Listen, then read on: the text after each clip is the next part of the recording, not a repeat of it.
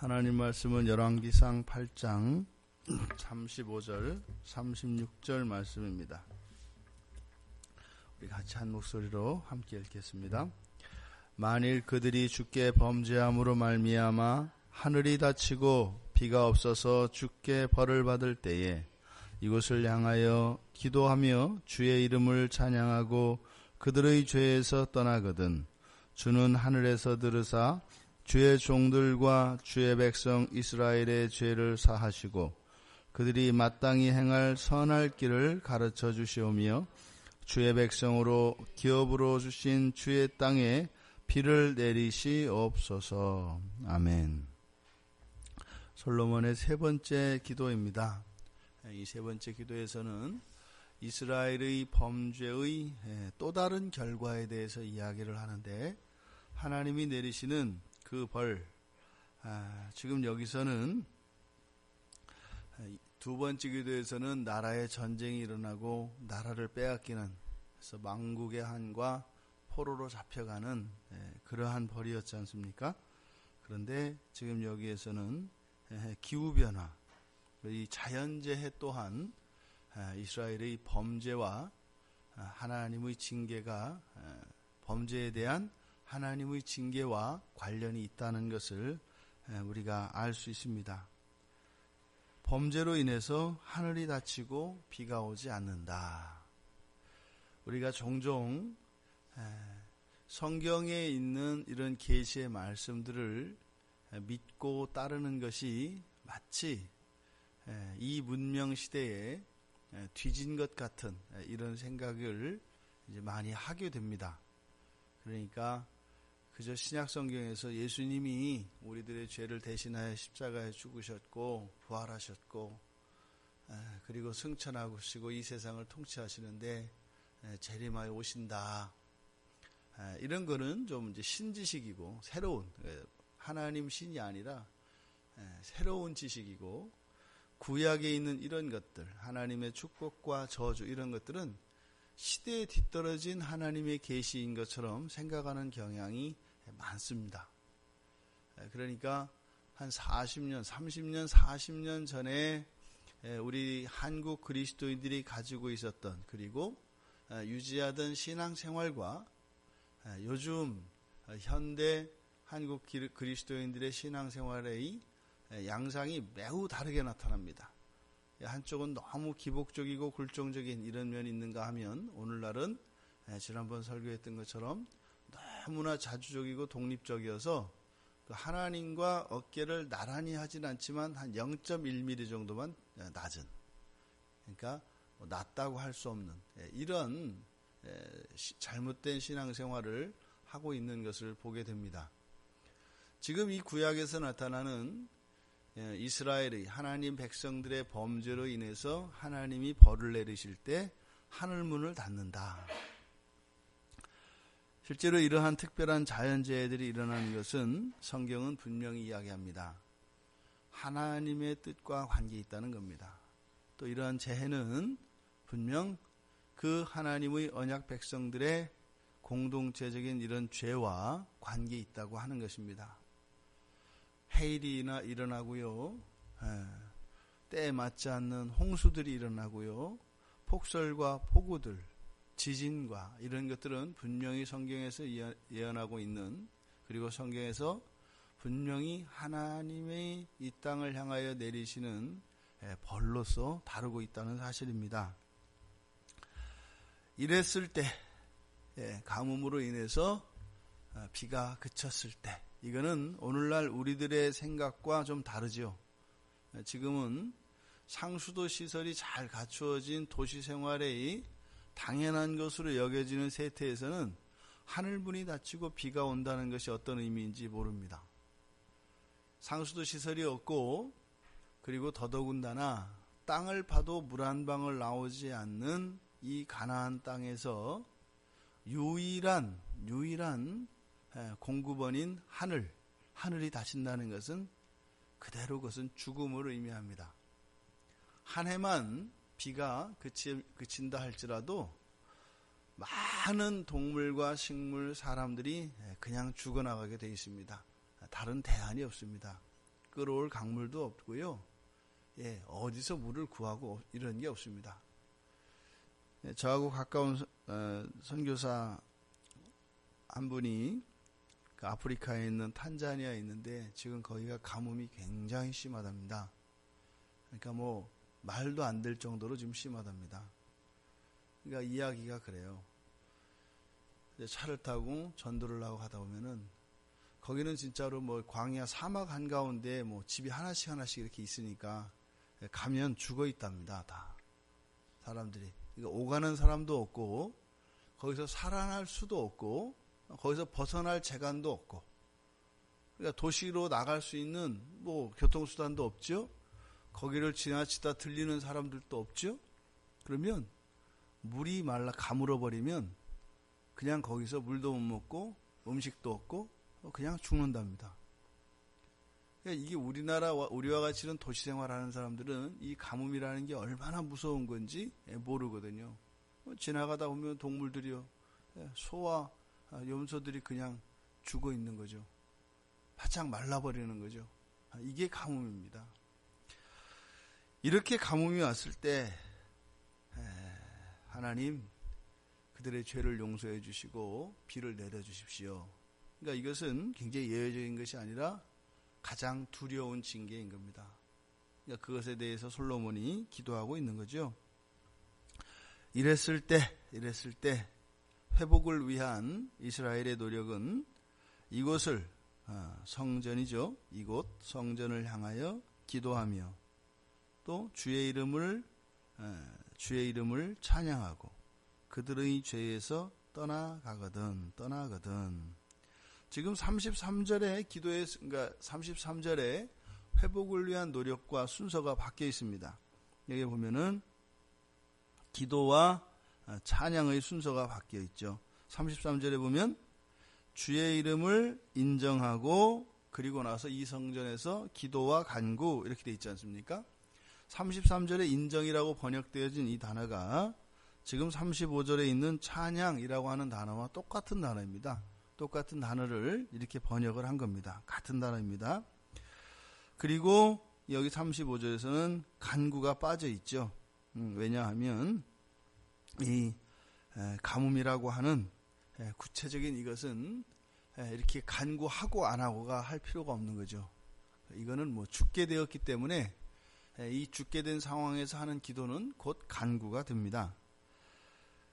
그리고 그들의 죄에서 떠나거든. 여기서 죄에서 떠난다라고 하는 이 단어가 또 마찬가지로 33절, 34절, 35절에 다 사용되고 있는 바로 슈브, 회개라고 하는 단어입니다. 그러니까 33절부터 35절까지 이 회개라고 하는 단어가 전부 들어가 있는데 여기서 이 열왕기상의 저자는 언어 유희를 하고 있는 거죠. 이 회개라고 하는 의미가 다릅니다.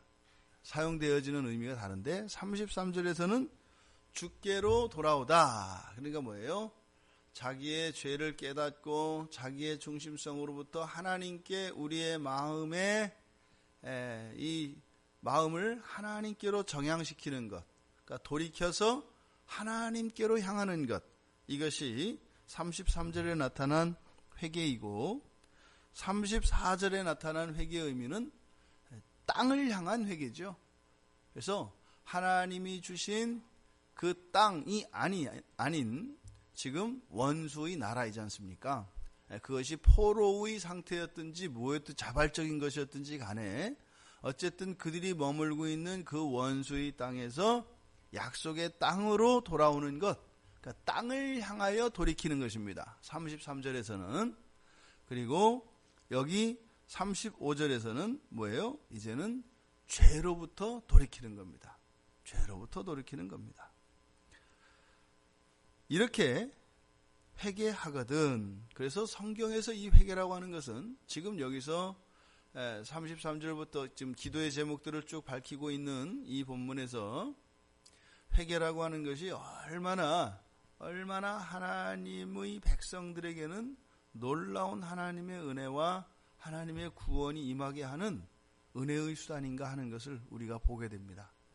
그러니까 이것은 기독교 외에 다른 종교에서는 생각할 수 없는 겁니다. 그저 회개를 하면 그 잘못에 대해서만 용서를 해주시고 그렇게 많은 것이 아니죠. 항상 회개를 하게 되면 죄를 짓기 이전의 상태에 없었던 은혜가 부과됩니다.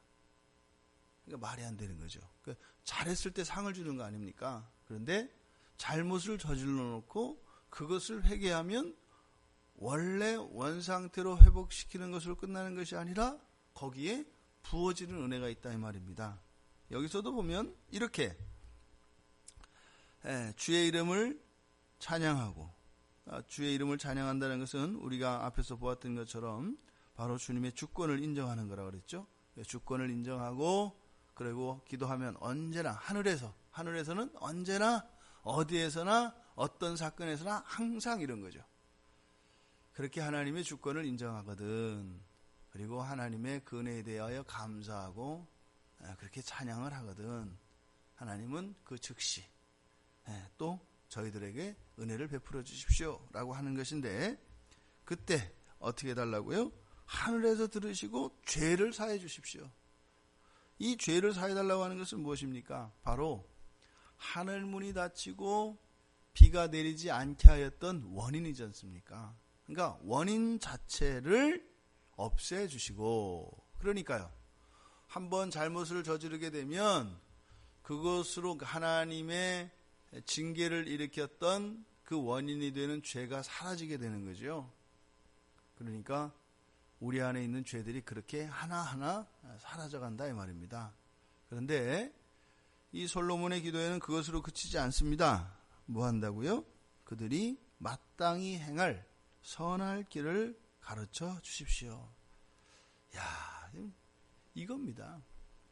그냥 단지 일상생활을 회복하는 것이 아니라 이제는 하나님과 더 가까이 갈 수 있는, 하나님의 뜻을 알 수 있는 이 은혜를 구하는 거죠. 선한 길을 가르쳐 주십시오. 여기서 가르쳐 준다라고 하는 이 단어는 돌을 던지고 활을 쏘는 이런 의미입니다.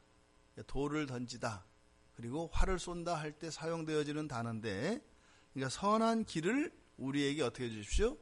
던져 주십시오 이런 뜻입니다. 그러니까 이거는 굉장히 그 주체, 행위의 주체의 독자성 그리고 이런 지배적인 그런 행동인 것을 가르쳐 줍니다. 그러니까 이건 뭐예요? 전혀 예상 못했던 겁니다. 어디서 이게 뚝 떨어지는 겁니다. 뭐를요? 선한 길을. 그러니까 우리가 도저히 깨우칠 수 없고 알 수 없고 다다를 수 없는 그 하나님의 도리를 저희들한테 주십시오. 이건 원래 상으로 받는 거다 이 말이에요. 그러니까 죄를 사해 주시는 것은 우리들의 죄가 있으니까 용서해 주시고 그에 대한 책임을 면하게 해 주시는 것인데, 이렇게 선한 길을 가르쳐 주시는 건 뭐예요? 이렇게 사랑하고 총애하고 장래에 하여튼 이렇게 기대가 있는 이런 꿈나무들에게 주는 거란 말이에요. 여러분들은 누구에게 이런 진리를 가르치고 좋은 지식들을 나눠줘요? 미운 사람한테요? 천만에요. 사랑하고 아끼고 소중히 여기는 자들에게 하는 거예요. 그러니까 지금 말은 말이 되는 것 같지만 사실은 말이 안 된다 이 말입니다. 왜요? 지금 죄를 져서 하나님이 하늘문을 닫고 비를 내리지 않을 정도예요. 보통 죄가 아닐 겁니다. 그런데 거기에 대해서 죄를 용서해 주시고 그리고 나서 상을 구하는, 이게 이 솔로몬을 보면 정말 우리들이 넘볼 수 없는 그런 뭔가가 있어요. 하나님과 이 솔로몬 사이에는 전혀 두려움이 없어요. 전혀 두려움이 없습니다. 그러니까 이거는 진짜 뭐 구대 독자가 그 집에서 누리는 아버지 진짜 그 할아버지 턱수염이며 할머니 뭐 아주 진짜로 망나니와 같은, 근데 그 초점이 그 망나니와 같은 그 못되고 버릇없는 그 행동에 초점이 맞춰져 있는 게 아니라 보여요? 그거예요. 그러니까 하나님이 이 솔로몬을 어떻게 대해 주셨길래 이렇게 되냐면, 우리는 조금만 해도 벌벌 떨잖아요. 눈치 보고. 전혀 없어요. 전혀. 그럼 이스라엘의 범죄면 어차피 자기의 입장일 텐데 그 죄를 용서해 주시고 하나님 진정하시고 하늘을 다시 여셔서 비 내려주시고 이거로 끝나는 게 아니라 어떻게 해요? 선한 길을 가져요. 선물을 주는 거예요. 뭐 죄짓고 수고했다고. 이게 솔로몬의 기도입니다. 여러분들에게 하나님을 향한 그런 친밀감이 회복되기를 바랍니다. 이 솔로몬의 기도에 나타나는 이런 친밀감은 바로 이 솔로몬이 믿고 신뢰했던 그 하나님과 동일한 하나님을 믿고 신뢰하고 사랑하는 우리들에게도 낯선 것이 아니다 이 말입니다. 그래서 내 마음에 거리감이 있어서 행여나 하나님이 나는 좀 다르게 모른 척 하시거나 냉대하시거나 할까 하는 이런 거절감으로 인해서 우리가 주저주저 하고 있지만 하나님은 준비가 되어 있습니다. 그러함에도 불구하고 이렇게 들이대고 하나님께 도움을 구하는 자들에게 막힘이 없는 그런 친밀감으로 우리를 대해주시는 하나님인 것을 믿습니다. 회복을 위해서 기도하고 인정하고 회개할 때 하나님께서 이 모든 것들을 용서하여 주시고 우리의 삶의 어려움, 이런 고난의 근원들을 말려주실 것입니다. 그래서 우리의 평범하였던 감사하지 못하였던 일상을 회복시켜 주심으로 이제는 감사할 수 있게 하실 것입니다. 하지만 그것으로 우리가 만족하고 그칠 것이 아니라 하나님과 더 가까이, 하나님을 더 사랑할 수 있는 이 선한 길을 구할 수 있는 우리가 되기를 바랍니다.